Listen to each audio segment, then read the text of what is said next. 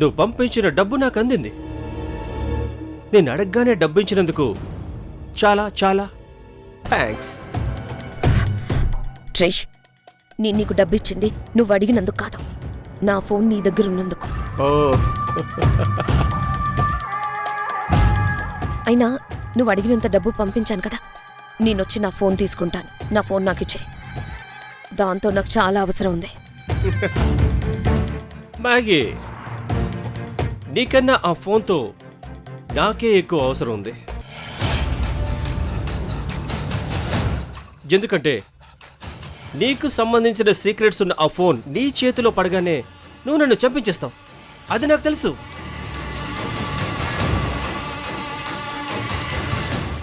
అందుకే నా సేఫ్టీకి ఏ ఆపద లేదు అని నేను అనుకున్నప్పుడు నీ ఫోన్ నీకు ఇచ్చేస్తాను.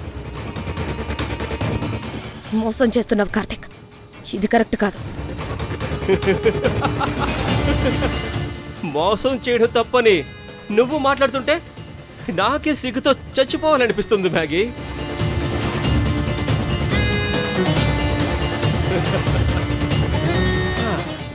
సరే, మళ్ళీ ఏదైనా అవసరం ఉంటే కాల్ చేస్తాను. బాయ్. రేయ్,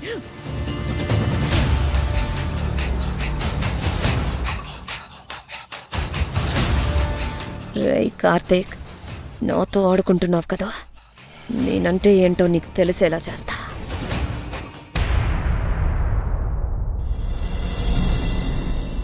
గత విచారణలో మనం ఒక కీలకమైన మలుపు దగ్గర ఆగిపోయాం.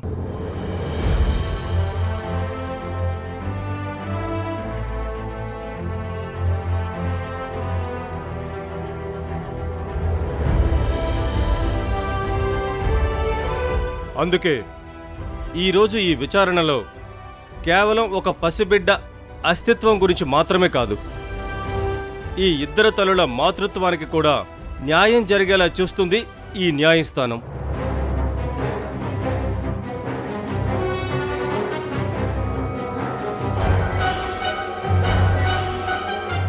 ప్రాసిక్యూటర్ లాయర్ సాంబయ్య గారిని తన వాదన మొదలు పెట్టాల్సిందిగా ఆదేశిస్తున్నాను. Thank you your honour. గత విచారణలో మాట్లాడుకున్నట్టుగా మురారి ఈ ఇద్దరి తల్లుల్లో ఎవరి కొడుకనే నిజం ఈరోజు స్పష్టం అవుతుంది. కానీ ఆ నిజం వెలుగులోకి రావడానికి ముందు మీరు అనుమతిస్తే నేను సునంద గారిని కొన్ని ప్రశ్నలు అడగాలనుకుంటున్నాను. ప్రొసీడ్. సునంద గారు, నేను అడిగే ప్రశ్నలకు ఆలోచించి సమాధానం చెప్పండి.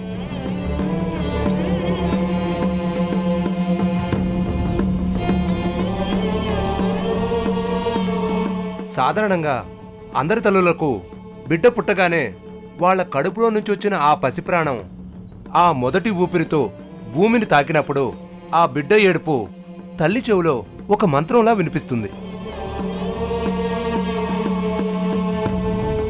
ఆ క్షణం ఆ పసిప్రాణం ఊపిరితో పుట్టిందో లేదో అని చూడడం తల్లి హక్కు.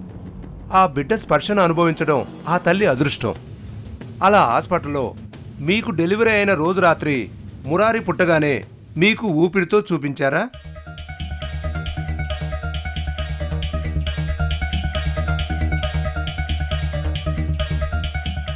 అంతేకాదు, తల్లిపాలు మాతృత్వానికి మొదటి సంతకం అంటారు. మరి ఆ పాల కోసం ఆకలితో అరిచిన మీ బిడ్డ గొంతు మీరు విన్నారా?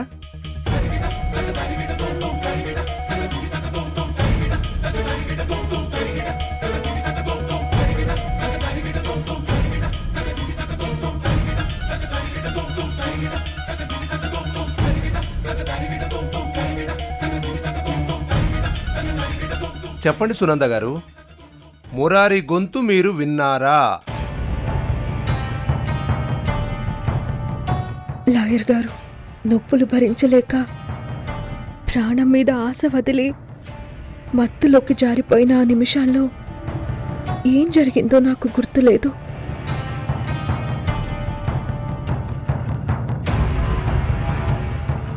కానీ నేను మళ్ళీ స్పృహలోకి వచ్చాక నా చేతికి తగిలిన మురారి స్పర్శ మాత్రం నాకిప్పటికీ గుర్తుంది. వాడి చిన్ని చేతులు నా వేళ్ళని పట్టుకున్నప్పుడు ఆ వేళ్లలో ఎంత బలం ఉందో చూసి ఆ దేవుడే స్వయంగా నేను కోరుకున్న వరాన్ని నా చేతిలో పెట్టినట్టు అనిపించింది.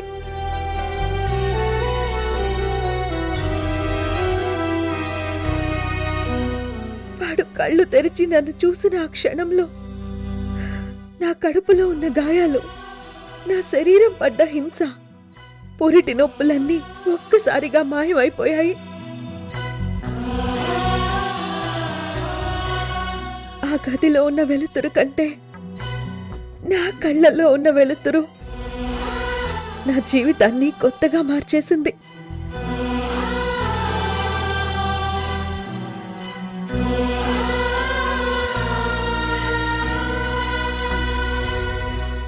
సునంద గారు, మీ మాటలు ఒక తల్లిగా మీకున్న ప్రేమను ప్రపంచానికి అర్థమయ్యేలా చెప్తున్నాయి. కానీ మీరు తాకిన ఆ ప్రాణం, మీరు గమనించిన ఆ స్పర్శ నిజంగానే హాస్పిటల్ వాళ్ళు మీకు అందించింది మీ బిడ్డనేనా, లేక మీరు మత్తులో ఉండగా మీ చేతిలో పెట్టింది హారిక గారి బిడ్డనా?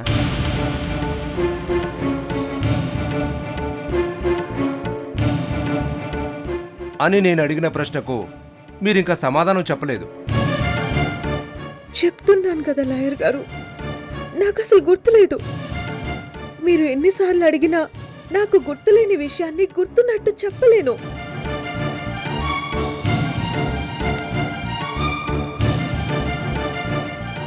యువర్ ఆనర్, విన్నారుగా సునంద గారి మాటలు.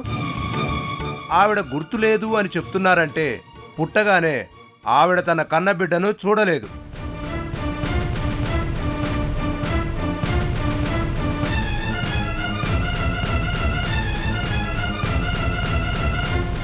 చూడలేదు అని ఎందుకంటున్నానంటే ఆ బిడ్డ ఊపిరితో జన్మించలేదు గనుక.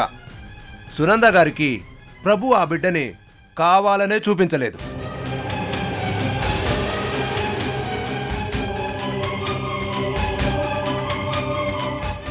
యువర్ ఆనర్, ఇప్పుడు మీరు అనుమతిస్తే హారిక గారిని కొన్ని ప్రశ్నలు అడగాలనుకుంటున్నాను. ప్రొసీడ్.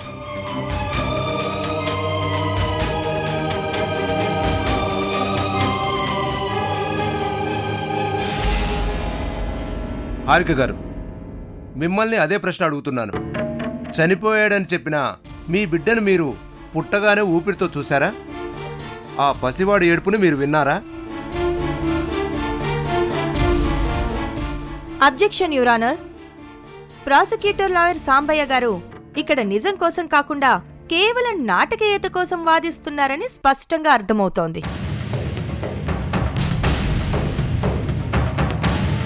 లాయర్ గారు కావాలని హారిక గారి వైపు నిజం ఉందని ఒక భ్రమని సృష్టించి కోర్టులో ఉన్నవారి సానుభూతిని పొందడానికి నా క్లయింట్ సునంద గారిని టార్గెట్ చేస్తున్నారు.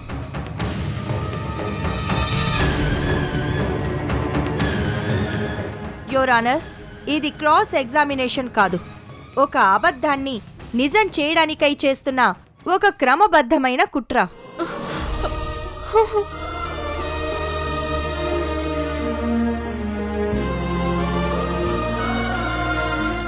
అవును యువర్ ఆనర్, హారిక గారికి ముందుగానే ఈ ప్రశ్నలకి సమాధానాలు పూసగుచ్చినట్టు నేర్పించి ఆమెని ఈ బోన్లో ఒక పాత్రలా నిలబెట్టి ఇలాంటి ప్రశ్నలు అడుగుతున్నారు.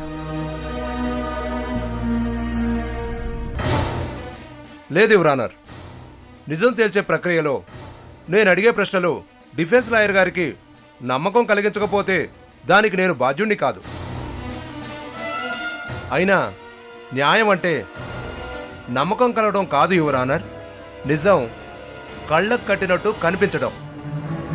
ఇక్కడ నేను అదే నిరూపించడానికి ప్రయత్నిస్తున్నాను.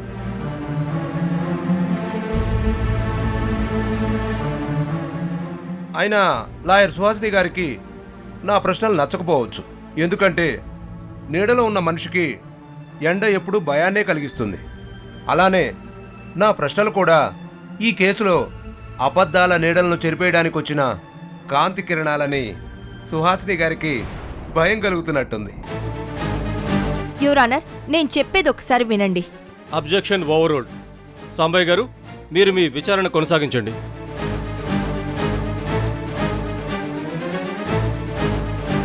చెప్పండి హారిక గారు. పుట్టగానే మీరు మీ బిడ్డను చూసారా? చూశాను, నా కల్లారా చూశాను.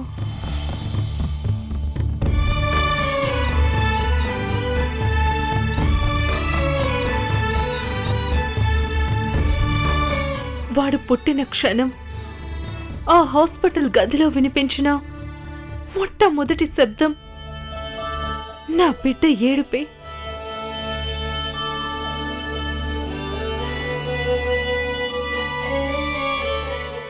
ఆ గొంతులో ఉండే ఆకలి, ఆ ప్రాణంలో ఉండే వెచ్చదనం, ఆ క్షణం నా ఊపిరిని తాకడం నేను అనుభవించాను.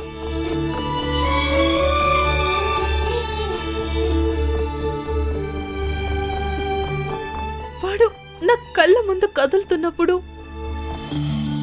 నా కడుపులో పుట్టిన ఒక అద్భుతంలా అనిపించింది వాడి రూపం.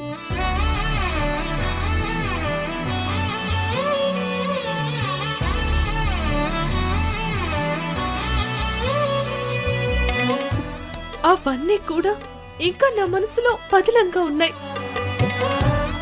అయితే అప్పటి వరకు నా పక్కనే ఉన్న నా బాబుని ట్రీట్మెంట్ కోసం ఇంక్యుబేటర్లోకి తీసుకెళ్తున్నామని చెప్పారు.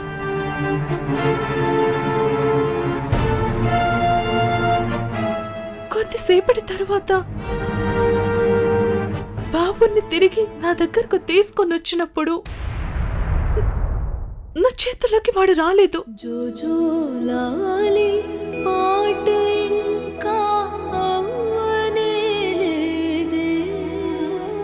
బిడ్డ చనిపోయాడు అంటూ ఊపిరి లేని ఒక నిర్జీవ దేహాన్ని నా ఒడిలో ఉంచారు.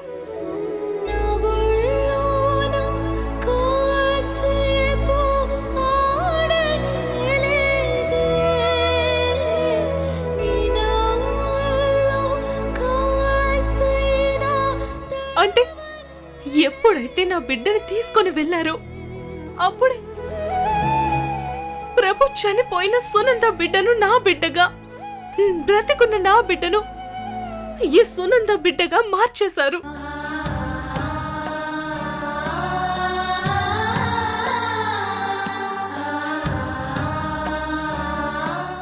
యువర్ ఆనర్, నా కడుపులో పురుడు పోసుకున్నప్పటి నుండి 9 మాసాల వరకు నేను ఆ చిన్న ప్రాణాన్ని నాలో మోసాను.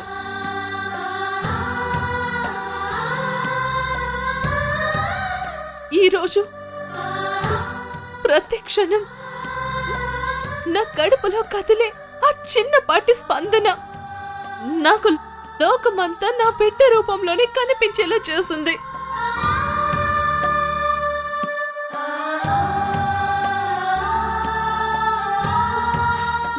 నా రక్తాన్ని వాడి ఆకలి తీర్చేలా మార్చి, నా ప్రాణాన్ని వాడికి ప్రాణవాయువుగా ఇచ్చి వాడిని నా ఊపిరిలో దాచుకున్నాను.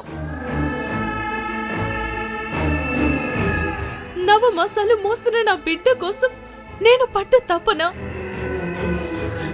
నా శరీరంలో ప్రతి అణువు నా బిడ్డను తాకడానికి ఎంతలా పరితపించాయో నాకు తెలుసు.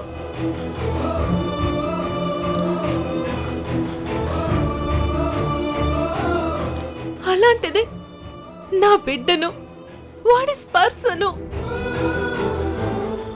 ఒకే ఒక్క అబద్ధంతో చనిపోయాడని రాసి నాకు మిగిల్చిన ఈ శూన్యం ఎంతటి భయంకరమైనదో ఎవ్వరికీ తెలియదు.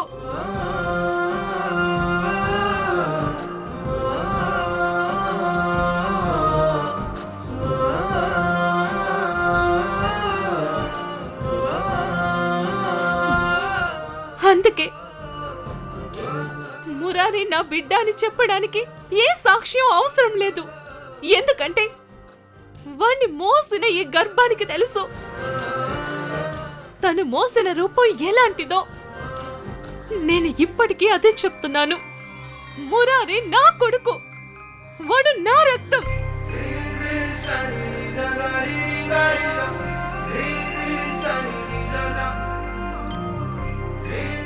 యువర్ ఆనర్, విన్నారు కదా, ఇది మురారీని కన్నా నిజమైన తల్లి ఆవేదన.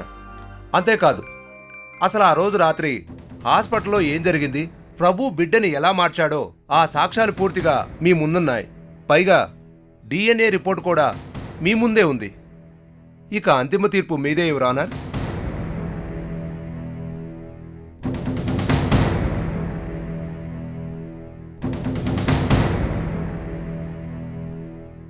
సునంద గారు, మీరేదైనా మాట్లాడాలనుకుంటున్నారా? మీరేమనుకుంటున్నారో మాట్లాడండి.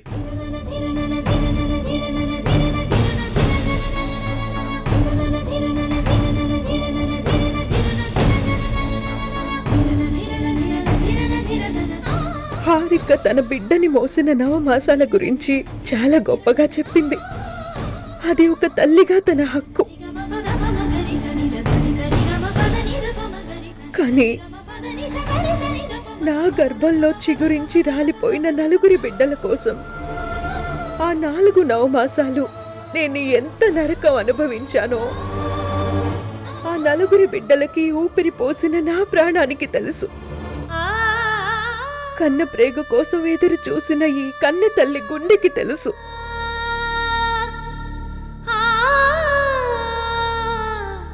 యువర్ ఆనర్, ఒక తల్లి పాల కోసం ఏడ్చే పసివాణ్ణి చూస్తే తట్టుకోలేదు.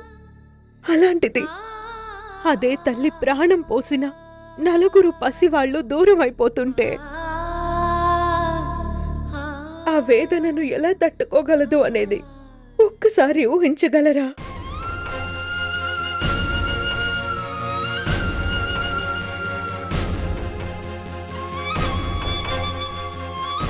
హారిక చెప్పినట్టు 9 మాసాలు మోస్తేనే తల్లనుకుంటే నేను ఓర్చుకున్న ఆ 4 నవమాసాల మరణ వేదనకు మీరు ఏమని పేరు పెడతారు?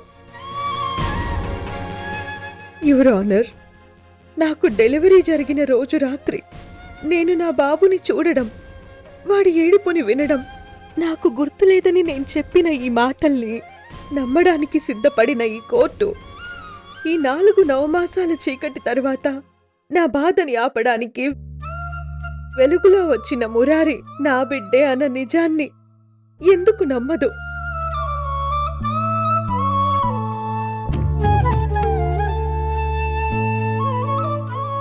నా అసంపూర్ణ మాతృత్వాన్ని పూర్తి చేసిన ఒక పవిత్ర సంకల్పంలా నా కన్న ప్రేమను నిలబెట్టిన మురారి నా రక్తం పంచుకుని పుట్టిన నా కొడుకు అంటే ఎందుకు నమ్మదు?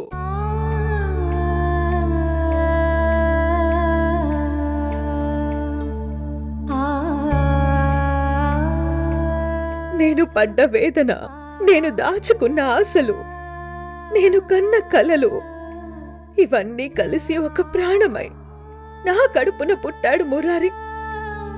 అలాంటి నా రక్తం, నా ఊపిరిలో నుండి పుట్టిన మరో శ్వాసని నా కొడుకు అంటే మీరు ఎందుకు నమ్మరు?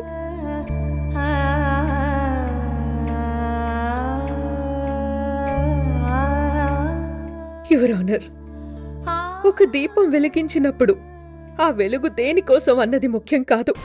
ఆ దీపం వెలుగులో ప్రపంచాన్ని చూస్తున్న ఆ ఆనందం ఎవరన్నది ముఖ్యం అంటారు. అలా మురారి నా కొడుకు అనే నిజం వెలుగులో నా జీవితాన్ని ఆనందంగా చూస్తున్నాను.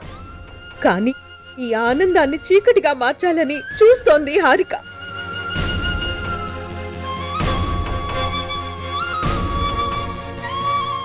నాకు నా భర్తకు యాక్సిడెంట్ జరిగి హాస్పిటల్లో ఉంటే తనని వాడికి ఒక అమ్మలా భావించి నా కొడుకుని హారిక దగ్గర ఉండనిస్తే ఇప్పుడు నా కొడుకుకి నన్ను పరాయి దానిలా చెయ్యాలని చూస్తుంది. అంతేకాదు, నా ప్రాణం పోయేంత వరకు హారిక నిజం చెయ్యాలనుకుంటున్న అబద్ధాన్ని నేను గెలవనివ్వను. ఎందుకంటే మురారి నా కొడుకు.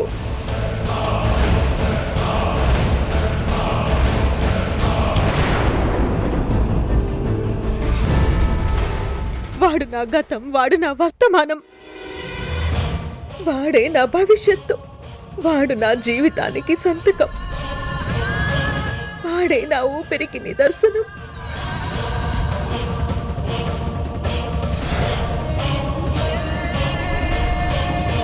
యువర్ ఆనర్, నక్షత్రాన్ని ఆకాశం నుంచి విడదీయగలరేమో, కానీ మురారి నా కొడుకు అనే నిజాన్ని ఎవ్వరూ అబద్ధం అని నిరూపించలేరు.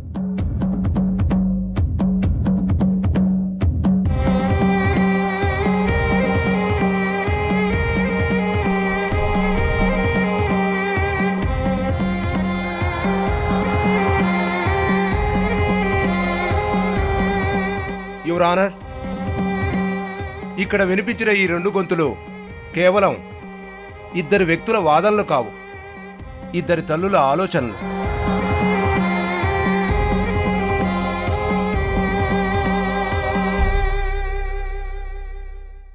తన బిడ్డను పోగొట్టుకున్నానన్న వేదనతో నిప్పులు చెరుగుతున్న హారిక గారి వేదన ఒకవైపు, ఆ దేవుడు తన కన్నీళ్లకు ప్రతిఫలంగా మురారినిచ్చాడని నమ్మి తన యావత్తు ప్రాణాన్ని ఆ పసివాళ్ళలో చూసుకుంటున్న సునంద గారి అపారమైన ప్రేమ మరోవైపు.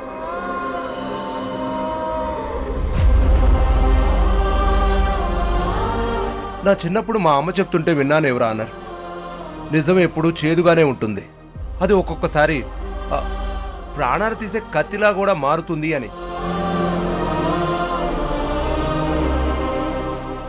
ఇన్ని రోజులు ఈ కేసులో అంతుచిక్కని ప్రశ్నగా, ఒక మిస్టరీగా మిగిలిపోయిన మురారి అసలు తల్లి ఎవరు అన్న ప్రశ్నకు సమాధానం దొరకబోతుంది. ఆ DNA రిపోర్ట్స్ ఒక పవిత్రమైన కాగితం కాదు, అదొక కుట్రపూరితమైన పునాది. ఆ తప్పు చేసింది ఎవరో కాదు, ఏసీపీ తరుణ్ గారు. పోలీస్ అనే అహంకారంతో, తనకున్న పలుకుబడితో, అధికారంతో DNA శాంపిల్స్ని డాంపరింగ్ చేశాడు. అబద్ధం యువర్ ఆనర్, అతను చెప్తుందంతా పూర్తిగా అబద్ధం. ప్రభు చెప్పిన మాటలు పూర్తిగా అబద్ధమని, కోర్టుని తప్పుదారి పట్టించడానికి చేసిన ప్రయత్నమని న్యాయస్థానం ముందు ఎలా నిరూపిస్తావు?